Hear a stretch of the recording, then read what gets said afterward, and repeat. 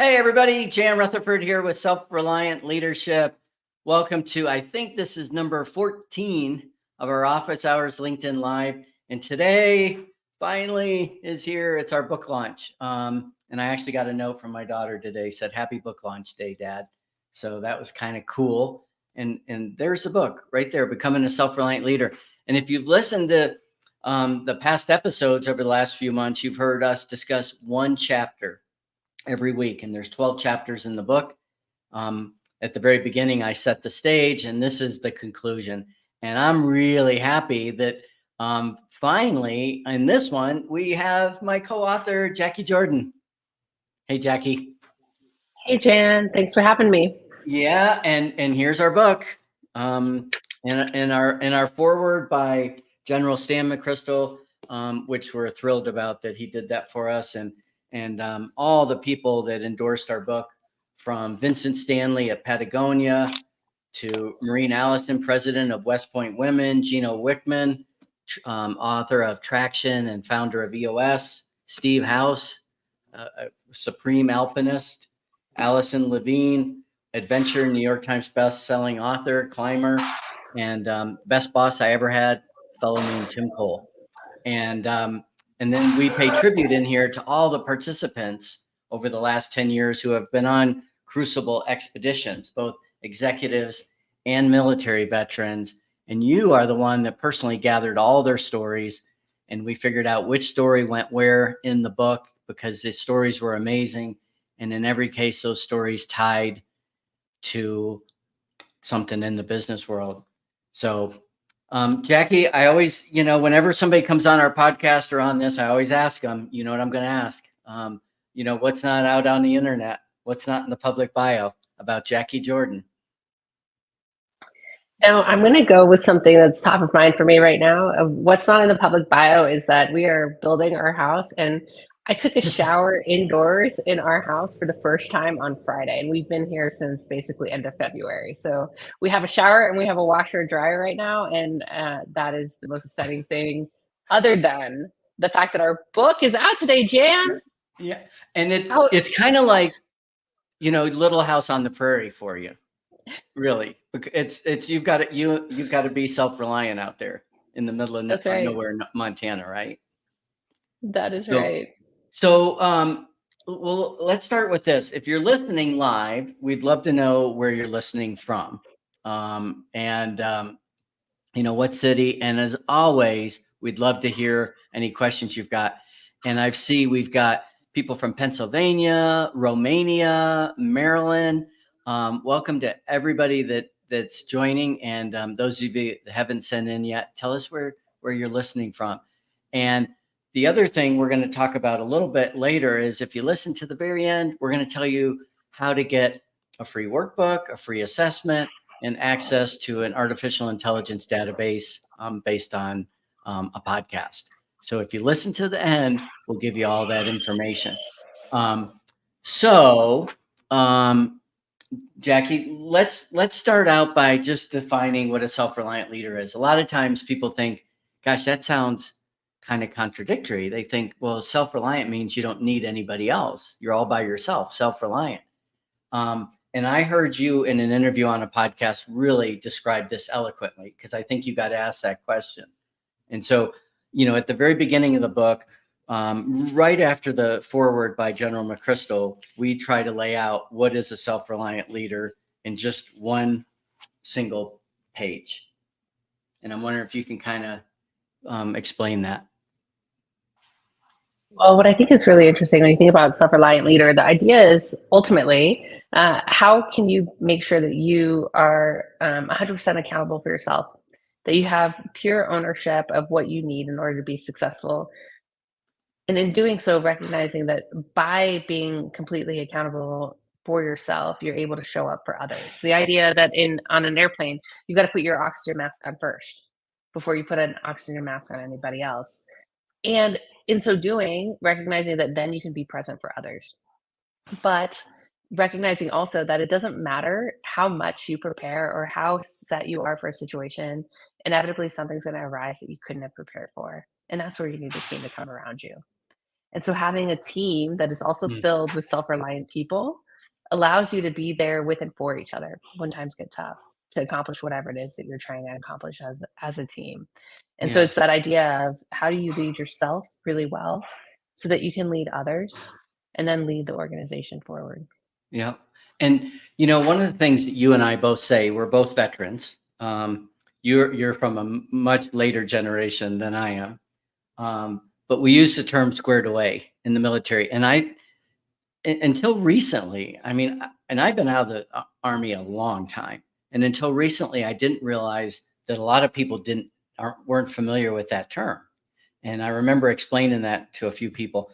Let's talk about what that means with regard to being a self-reliant leader, the whole idea of being squared away. Yeah, I love that. And Jan, wasn't it our editor Zach who asked you, wait, what does that mean? Yeah. And Todd Satterston, a great book guru out in Portland, Oregon. He asked me the same thing, but our editor did say, what does this whole thing means? Squared away. Yeah. Yeah, so the idea is, how do you square yourself away, or how do you ensure that you are completely prepared? And I don't even know why the language is squared away. Jan, I don't know if you've got any insight into why squared away, but the idea is how do you make sure that you are 100% set up, that all blocks are checked, that you are prepared. So squared away just means that you have done everything that you possibly can do to research, to prepare for, and to be ready to go out on whatever mission you need to go out on. Yeah.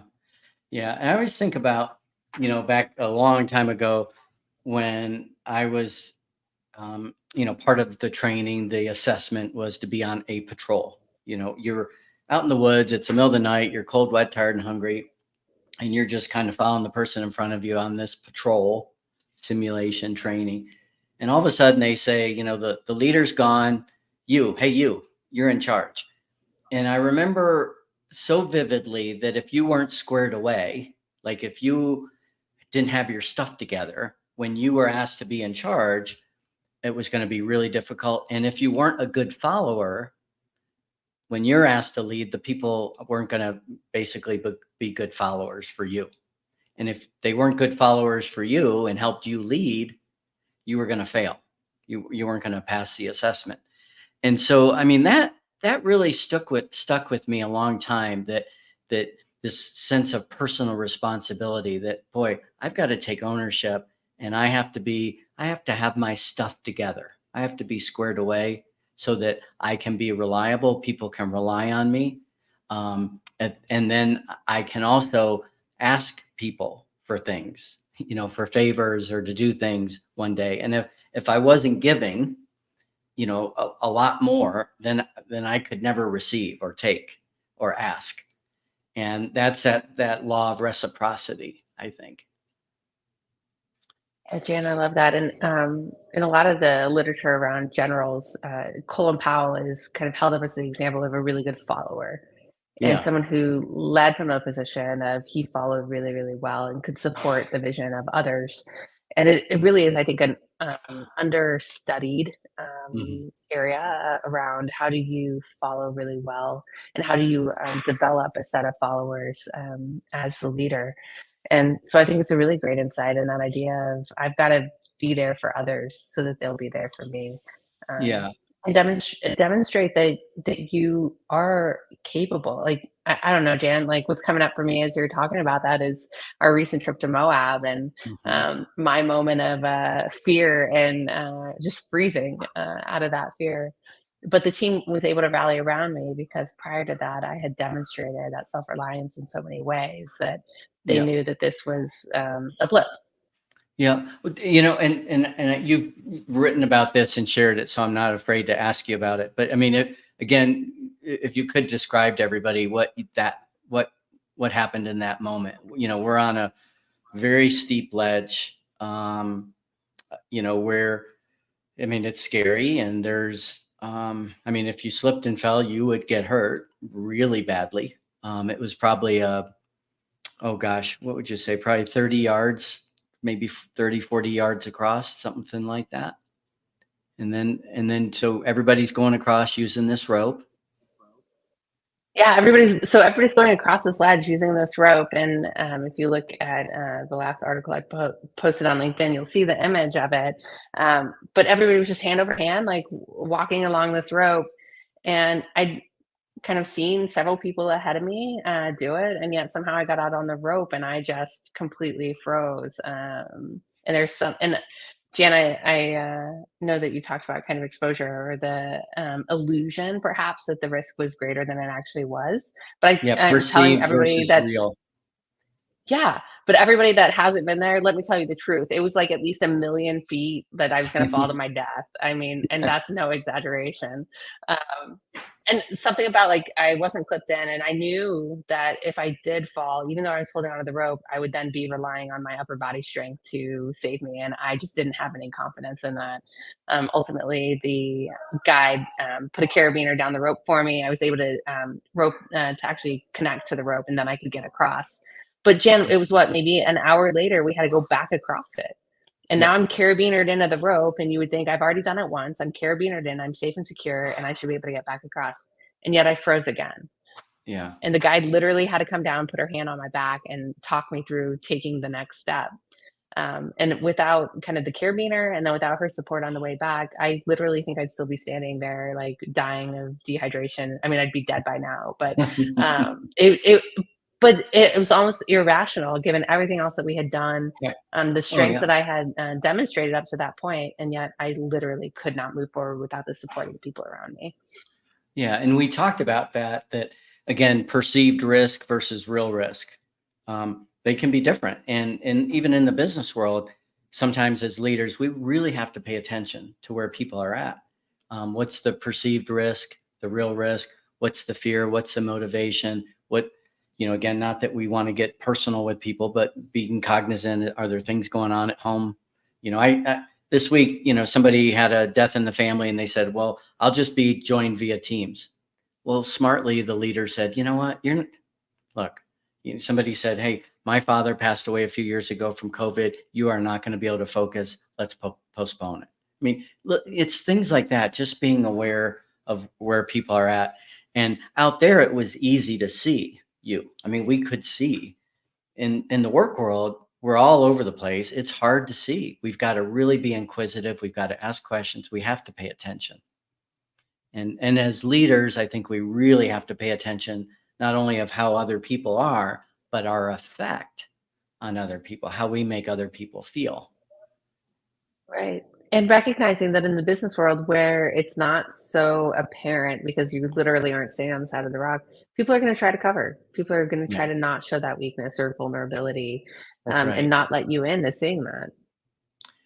Yeah. Hey, we have a question, and again, yeah, some great comments coming in on LinkedIn. Um, and Latha Nahar from India asked why leadership in the right form is the basis of a successful organization. Why leadership in the right form is the basis of a successful organization. That's the question. What do you say to Latha? It's interesting because I think that leadership ultimately is going to inspire people to do what is meaningful for them. And there's so many definitions of leadership, and I don't think anyone is right or wrong. But I think you have to figure out what the right form of leadership means to you, and then how do you live authentically into that. And so when you're thinking about how am I leading within an organization, what does that look like for me, and how do I want to motivate and inspire people to do the work that is bigger than themselves? Because ultimately, and Jan, you and I talk about this, really towards the end of the book, that everything should be in service of others. And Yeah. so if we are inspiring people to serve others in some way, then the organization is going to accomplish more than it ever thought possible. But if instead you're self-focused, or if instead you are just trying to motivate people to a task, that's going to be Mhm. really hard to get them to do well or Right. consistently. Yeah. And Latha, I would add that the leader is also a designer. I channel one of my mentors and say all the time that culture is either by design or the culture of an organization is by default. And I think the big levers by which you shape culture are the people that you select and develop, how you motivate them, incent them, how you praise, how you correct, the processes and systems that you put in place, and finally the structure. Those are the levers. And so oftentimes when we see behaviors that we don't like, we think, well, it's all one-on-one coaching, which of course. But when we continue to see lots of patterns of the behaviors that aren't serving the organization, we've got to really take a step back and say, have we created the right environment where people can thrive? And I always, the metaphor I always use is an intersection, a broken intersection where there's lots of car accidents. You could tell everybody they need to be in driver's ed or they need a traffic cop, but a really good designer would say, let's put a roundabout in there instead of a traffic light. And then we don't have to do the driver's ed and have the traffic cop. So, hey, I'm going to play a video real quick, Jackie, just to take us back to Moab since you Jan Rutherford here with my co-author Jackie Jordan. We got our book coming out soon. What's the title? What's the title? We wrote a book for Becoming 2 a years. Self-Reliant Leader. Yeah. How grit and disciplined duty forge indomitable teams. Yeah, and this book that we've written is really based on experiences just like this with amazing people. Why should people read the book? People should read the book because we hopefully have captured some really interesting stories of wilderness expeditions that will allow you to understand not only what it's like to be out here if you haven't been out here before and why maybe you should be out here, but also how that applies back to the business world. And so valuable lessons. People are people, and it doesn't really matter the situation. The lessons and how you lead really do translate. So we hope that we can add value to whatever team you're leading. Yeah, and those chapters are really based on all the stages that we go through on a crucible, from the very beginning through the first fireside chat, through the obstacles and challenges like this. What we've tried to do is tell stories that happen out here that really relate to the business world. And I couldn't have a better co-author than you, Jackie. And man, if we hadn't written the book yet, I think we had some stories from this trip. Yeah, that's right. All right, hope you read it. Thanks, everybody. So, takes you back. That was May. And Jackie, I just saw a video somebody posted of big rainstorm in Moab. And, we're in those slot canyons, so we know if there was a rainstorm, little rain, it'd be one thing. Big rainstorm, it could be catastrophic, dangerous. They showed some of those slot canyons we were in, just like, it looked like Niagara Falls. Like it was scary looking. I always think about that when we're in those canyons. We always try to time the weather so, we've got blue skies and perfect. But, hey, let me take a step back from, this. I wrote an article a few weeks ago I called it Growing a Book. And I kind of went through all the dates on how it all came together. I started talking to somebody back in September of 2020, right in 6 months into the pandemic.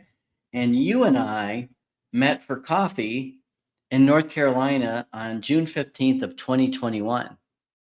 And that's when I pitched you that I need, I'm looking for a co-author.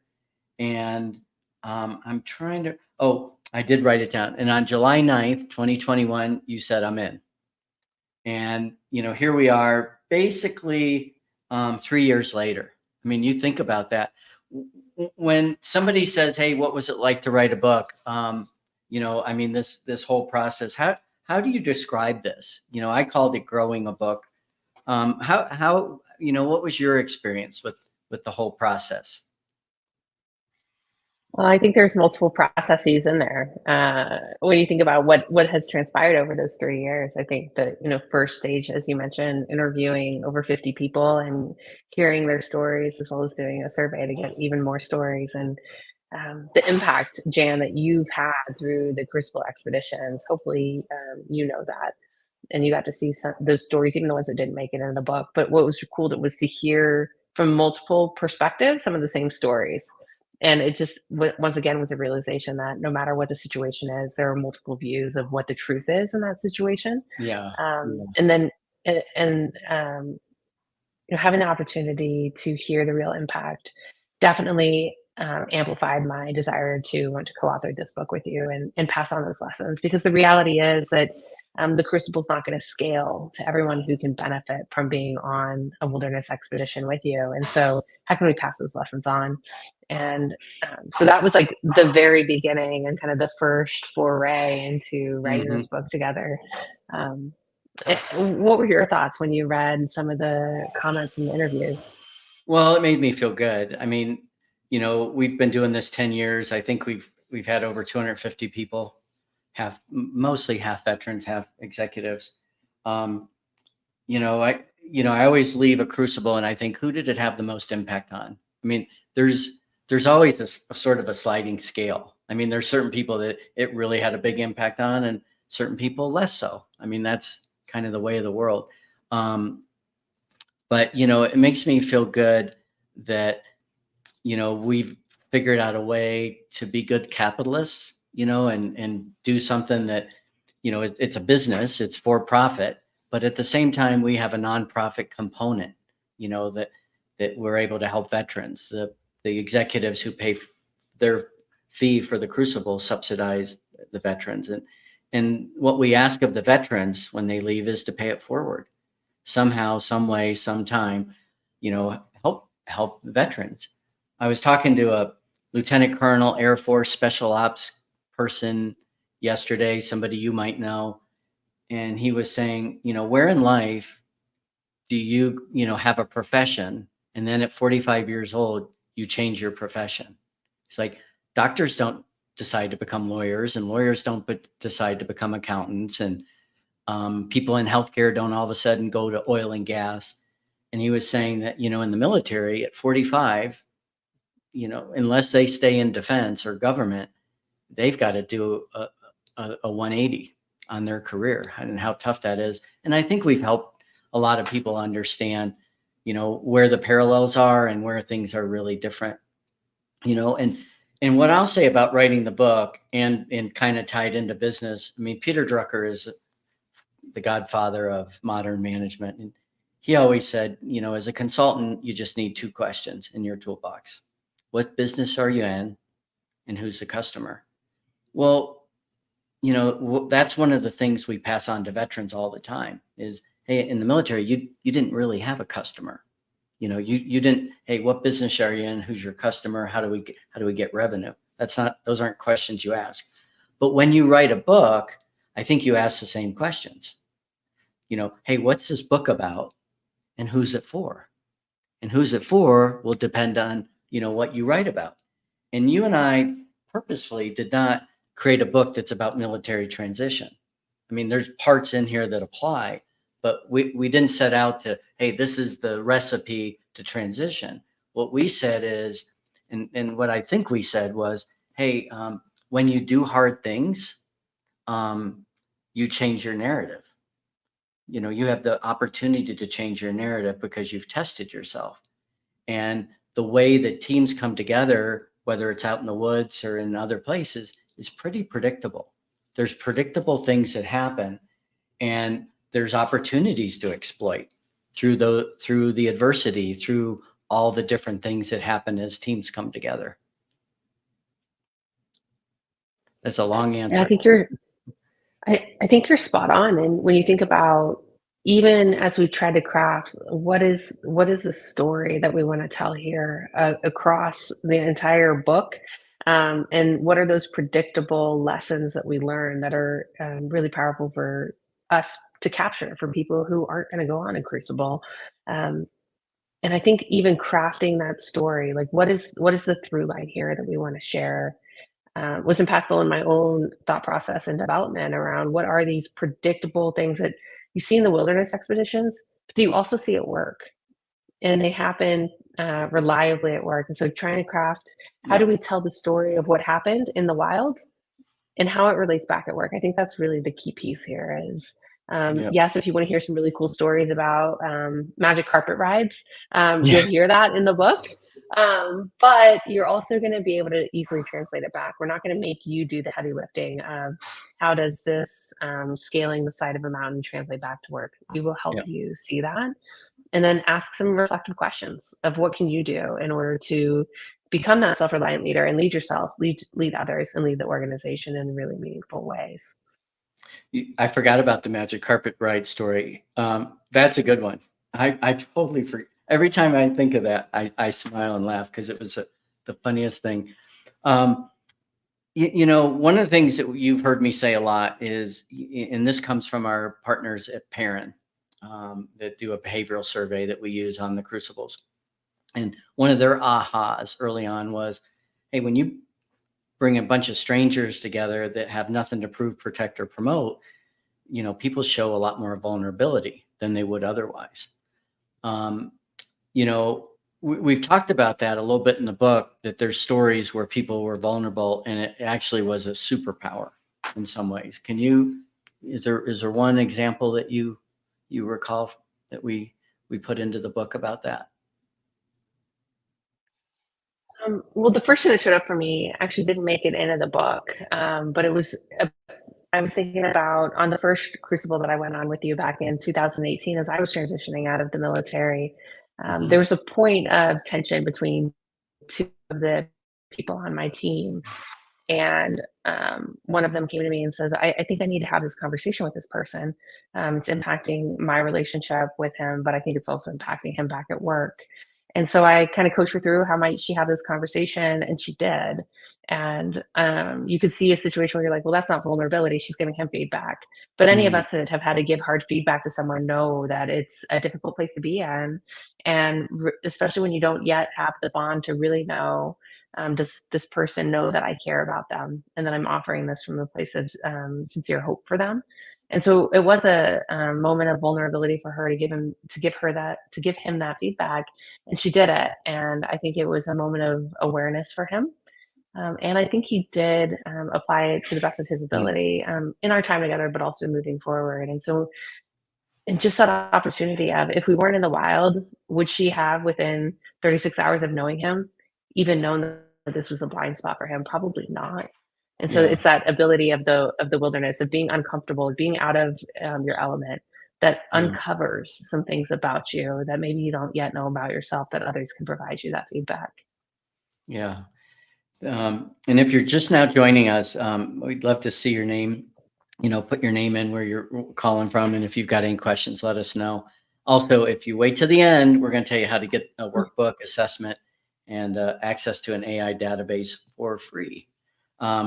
So, Jackie, one of the things when I think about vulnerability is, this is kind of a hypothesis, is I think most of the bad behavior in the work world is from insecurities, and we all have them. And I think the more insecure people have, the more they show up as bullies and kind of obnoxious, crappy behavior. But I think when people have less insecurities, when they're very confident, they're a lot more being vulnerable. And I think that comes out as authenticity, not weakness. And I think that builds trust and helps people follow people that do that. And I think if you're confident enough to be vulnerable and you put yourself out there, I think it grows confidence. And I'll give you a really weird example right now. Is I did a mountain bike ride yesterday in the neighborhood that's really a hard ride. I don't do it a lot. It's like I have to get psyched up for it to do it. And it's hard. It's really hard. And I know what happens every time I do it. I put myself vulnerable because, mountain biking is not the safest sport in the world. And you go do it, and you are vulnerable. You're vulnerable doing something like that, but you come back way more confident. And I think, part of, my TED Talk years ago, I think part of what's in this book is that you've got to put yourself out there. It's like Ryan Holiday wrote, the obstacle is the way, and again, I have a lot of clients right now saying, hey, I'd love for you to do a workshop on change management. And I'm always reminded that, change that hasn't changed in the 45 years I've been in the work world. I mean, people have talked about that. But I go back to this great woman that we interviewed on the podcast named Margaret Heffernan, who said, we're no longer in a complicated world. We're in a complex world. And we've always been efficient, And now we not only have to be efficient, we have to be adaptable. And to me, that's sort of like what we've talked about with leadership forever and ever is we've got to get results, efficiency, but we've got to do that through relationships with other people. And the way we relate to people in 2024 is different than it was in 1994. We can't relate. We have to adapt to how we want people, to lead people, how they want to be led. What's your thoughts? Again, one of the reasons that we thought writing this book was cool is one author is a young boomer and the other author is an old millennial. So That's right. A geriatric millennial right here. yeah, geriatric millennial and baby boomer.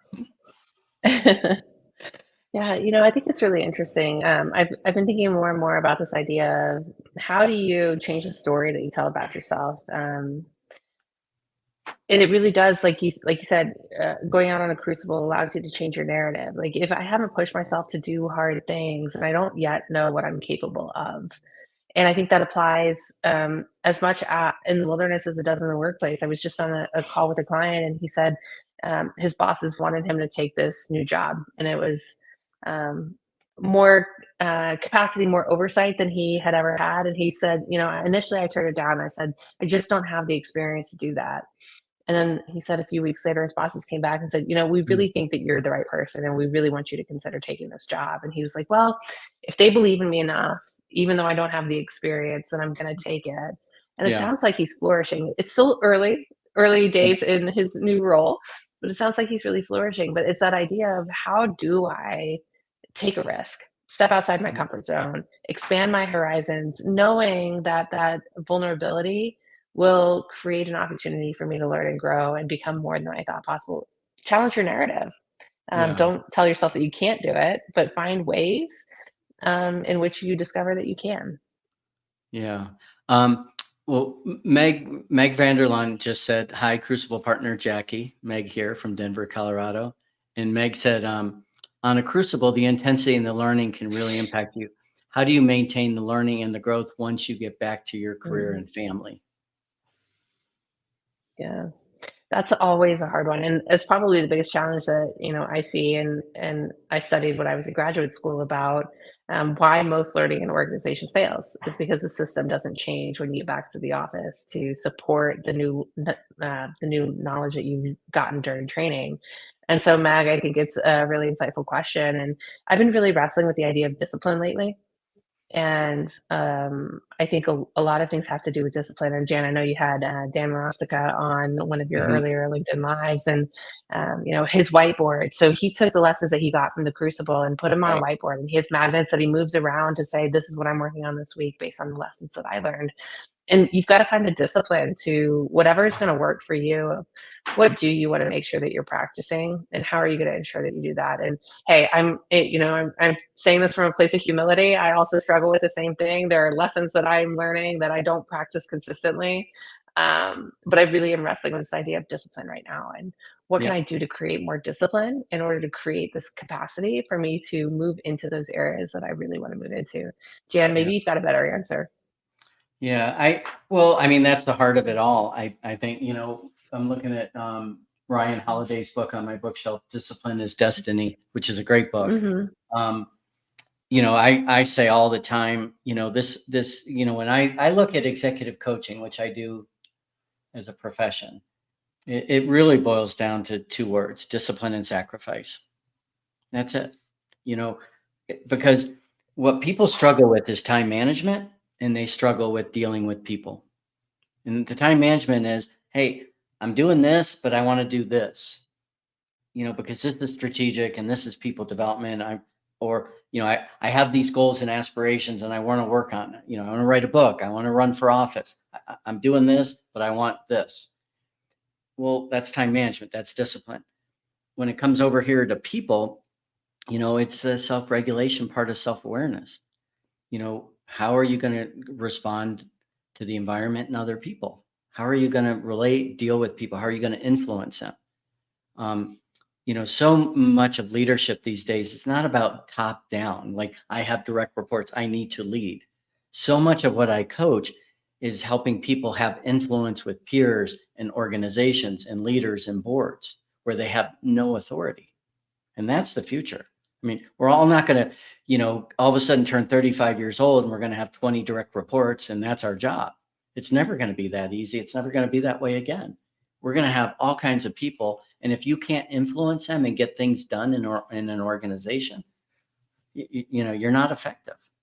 And so, I mean, it really boils down to this whole idea of you have to be disciplined and you have to be squared away. And then the sacrifice comes in as far as you're there to serve other people. If you're in a leadership, I'm sorry, but you're not going to be able to work 40 hours a week. You're just not. And if that's your goal, then leadership is probably not your thing, because this leadership thing is about being there for people. And they're not going to need you conveniently from 9 to 5, Monday through Friday. They're going to need you at lots of different times. And, right now, over the last 5 years, we've struggled with where I work. And I think we're starting to see it now as negotiation and debate about when I work. So again, I mean, these are the leadership challenges of the future. We have to personalize it for people, yet it has to be fair. Yeah. Jen, we'll often say in our work that when people take up the role of a leader, it's a noble calling. Because many days it would be so much easier to just be an individual contributor. And yet they've chosen a path of leadership. And so with that comes, some benefits, but really a lot more responsibility. Yeah. And so the willingness of people to take up that mantle of leadership is pretty profound. It is interesting, like 40 hours a week, probably not realistic if you're in a leadership role. And yet going back to, if you're going to be self-reliant, the first thing you've got to do is make sure you're taking care of yourself. And so what does that look like for you? If you know that you're not going to work 9 to 5, maybe it does mean you take a 2-hour lunch and you go work out during the middle of the workday in order to take care of yourself, but recognizing that you're going to be on calls at 8 o'clock after your kids go to bed or whatever works. But don't neglect yourself in that. Recognizing you got to find a way. Like you said, it's not only where I work, but when I work. Yeah. Well, we've got people are signing in, letting us know what generation they're from. Some geriatric millennials, some Gen Xers. And Joe Clevenger wrote, I'd guess that a self-reliant leader would have the ability to step back and allow others to lead in an interest for the greater good of the team. Less ego, more trust in others. What do you think? I feel like my sister is a smart person. It is interesting though, Joy, when you think about like, when do you step in and when is your leadership of others allowing them to utilize their strengths, which I think is another aspect of leadership that's often under considered. And, when I talk about coaching, and so when I'm helping others develop their coaching skills, it's not about, as a leader, me having the answer and giving all the advice, but it is about me helping them figure out what is their answer. Because the reality is that they probably know what to do. They just need some really good questions to help them figure out the path to go down. So it's not about me having them do it my way, but it's about me helping them uncover what their way is. And I don't always need to be at the forefront. And in a lot of ways, it takes the pressure off of me as the leader. I don't have to have the answer. I just have to help them find theirs. What say you, Jan? Yeah, well, I'm looking at some comments coming in from Alan. Marin, I can't pronounce your last name. I'm sorry. Maranu. In the company where I'm working, time management means more simultaneous multitasking. I get, when you say multitasking, I think my guess is, Alan, it means having lots of priorities at once. I don't think it means you're doing multiple things at once, but that is a really tough thing these days is really figuring out the focus. And then Alan goes on to ask, what can I do to be the best leader, despite the fact that the company top management dictates what to tell to my team? So that's Alan, that's a really interesting one. I had somebody the other day say, hey, my boss wants me to fire, I have a direct report and my boss wants me to fire one of my direct reports people.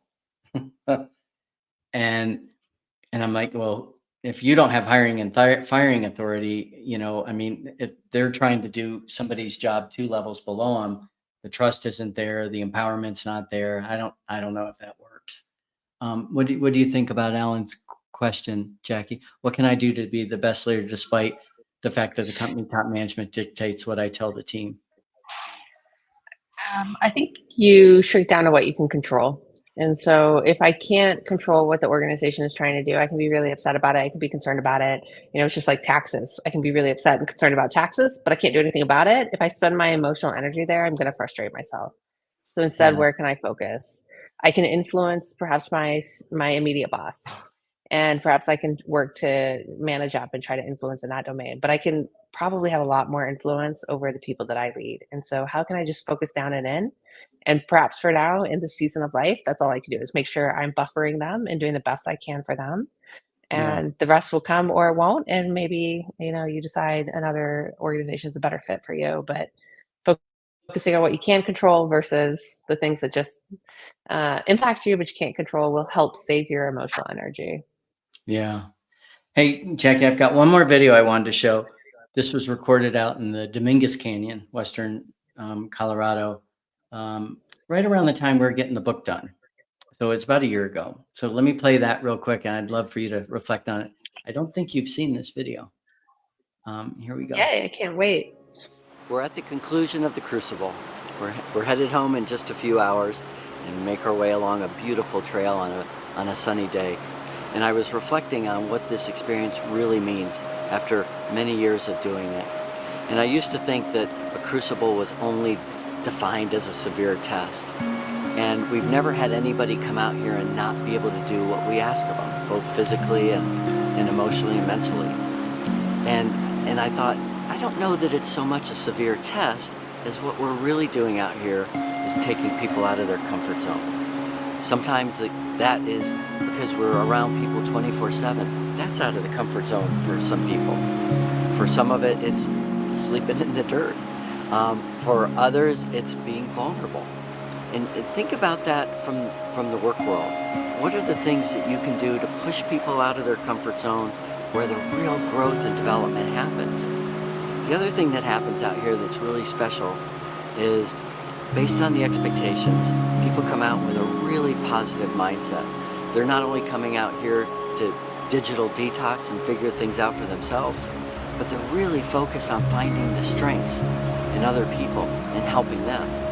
And one of the most uncomfortable exercises we do is we go around and talk about what we appreciate about one another. And that almost never happens in the business world with high-level leaders, that they really receive positive feedback. Most of the time, as leaders, we're always saying, hey, give me constructive feedback, tell me what I'm doing wrong.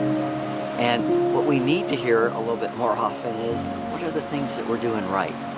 And that's the thing that we need to find in others, is the strengths in other people. So as you go out into the world and deal with these complex and complicated issues, I want you to really think about finding the strengths and the positivity in others, because what we're really doing here is transferring our energy to that of others. So there we go. What'd you think?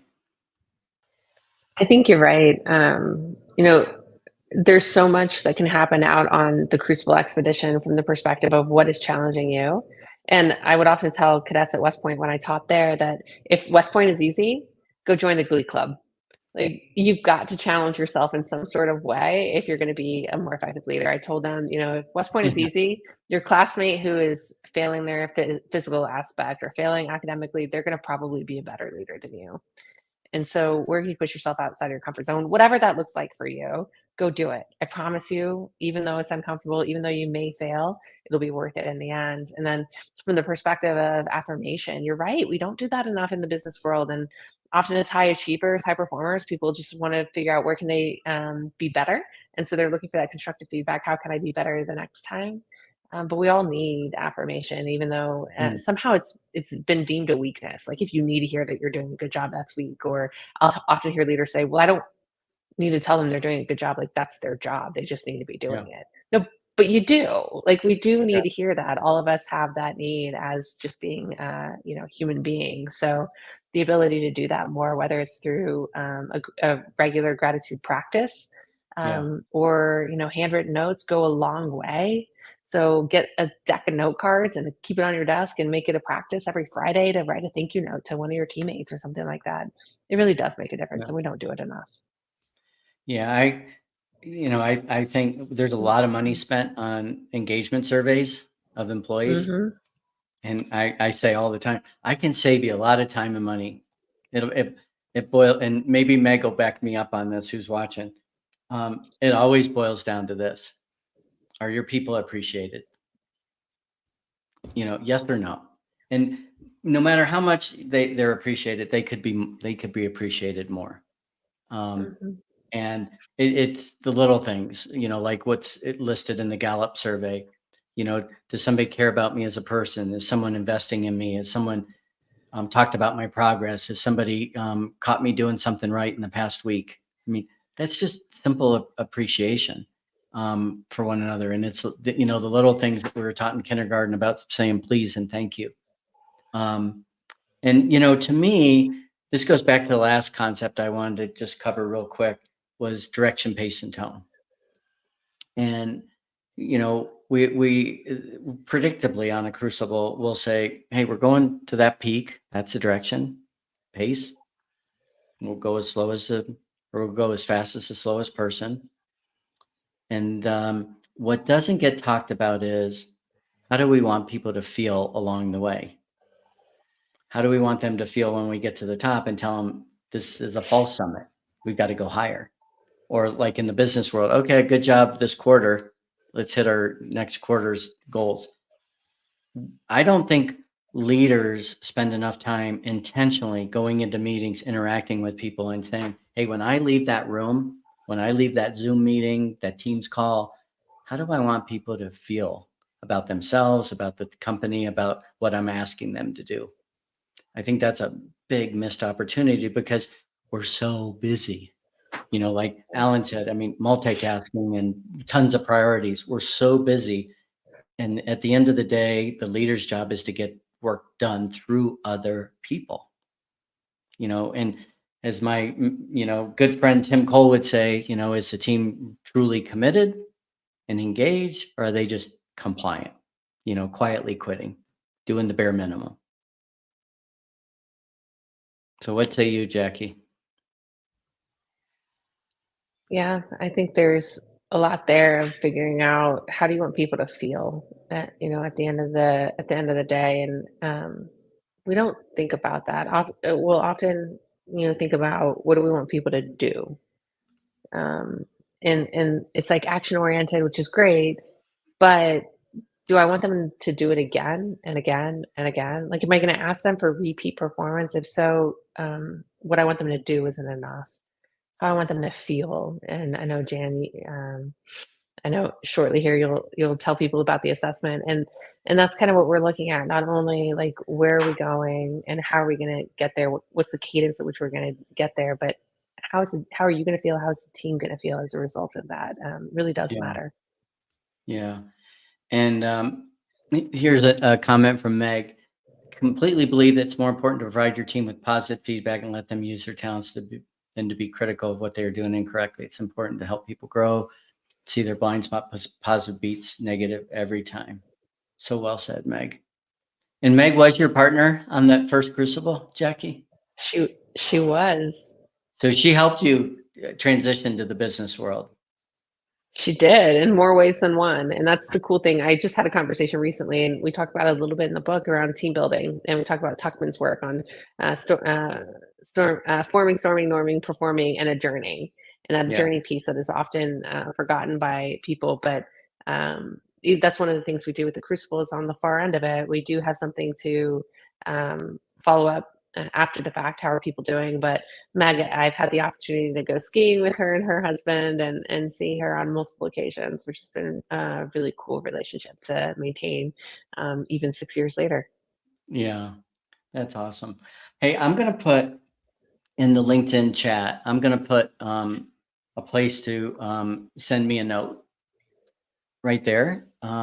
It's right on my website. And if you send me a note and just say free stuff or something to that effect, I will get you the workbook that Jackie put together after we wrote the book.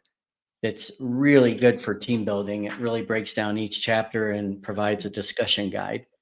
There's also an assessment on how the team comes together, the different roles rather than just functional areas. And then there's access to an AI database that Jim Peters put together based on over 400 podcast interviews we've done over the last 8 years.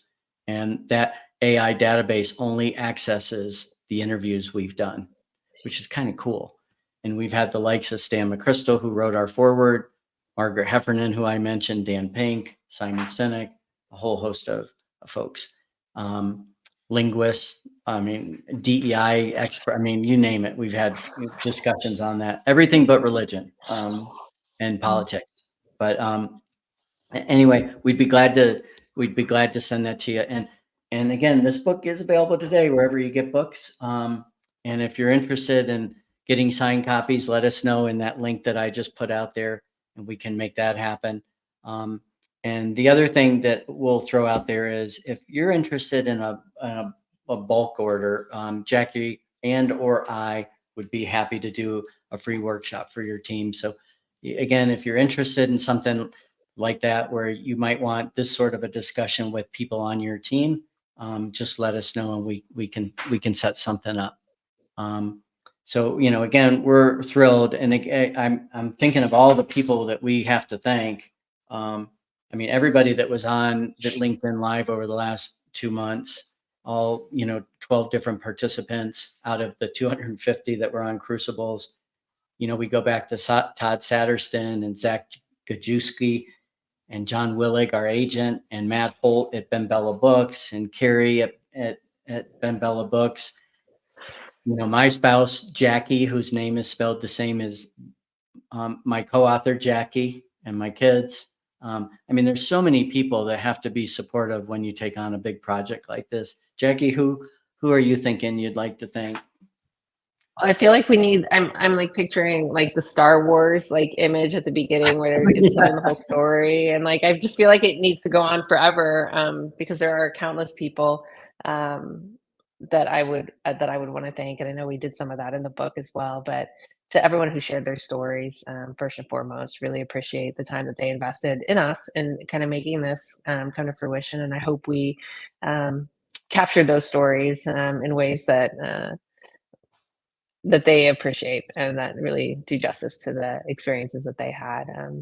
My family, and I know Joy's on this call, but my mom and my sisters have set a great example for me in service to others and giving back. And I come from a line of teachers, and both my older sister and little sister are teachers. And so love that that's just a value that we had instilled in us. And then my partner, Dustin, like you said, 2021 is when we agreed to do this. And so it's been 3 years, and whether it's through the book writing process, the process of trying to market a book over the last year and everything else, it's been a lot. And so it's been fun and it's been rewarding. And I just really am grateful for, the life that I've lived and the people that have invested in me along the way that have gotten me to this point. Yeah. And Meg just wrote that you helped her more than she helped you. Of course, Meg would say that. Yeah, there's so many people to thank. And, you and I both moved.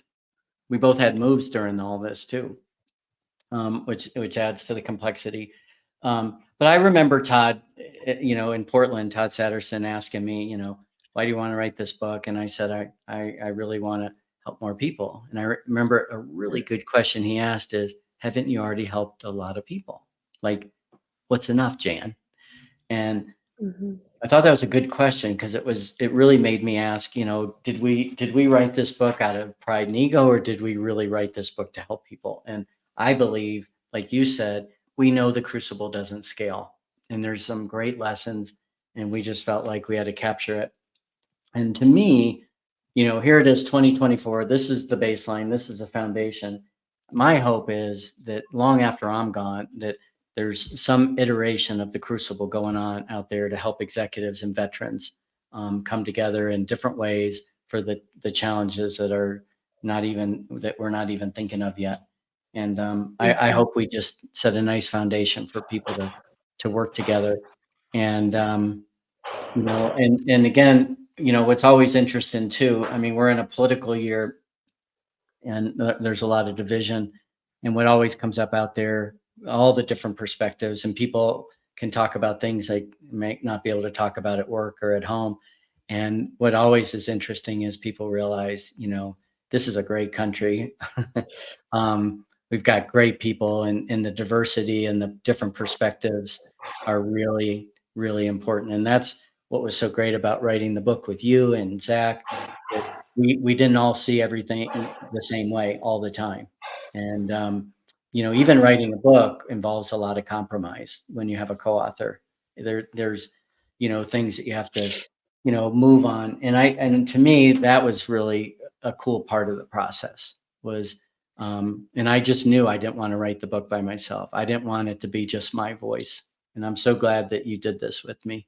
And hopefully it will help a lot of people. And again, we're glad that those of you that are watching live, thank you for being on today. And those of you that are watching later, again, you can go to my website, selfreliantleadership.com, go to contact. And if you want that free stuff, I'll get it out to you. And if you're interested in workshops or a bulk order of books or anything like that, just talk to us, Jackie, and I'll work with you on that. And let's see, Jackie, closing remark. How do we wrap this show up today? What do you think? Well, Jan, I just want to say, pushing yourself outside of your comfort zone, whether it's in the wilderness or whatever the situation, like writing a book definitely pushed me out of my comfort zone. And so I value the lessons that I have learned and am honestly continuing to learn. And launch day today, but the journey doesn't end. And I'm sure there's lots more to learn. Taking the time to slow down, appreciate what we've done, and learn the lessons from it. Continuing to reflect, continuing to think about what are we taking away.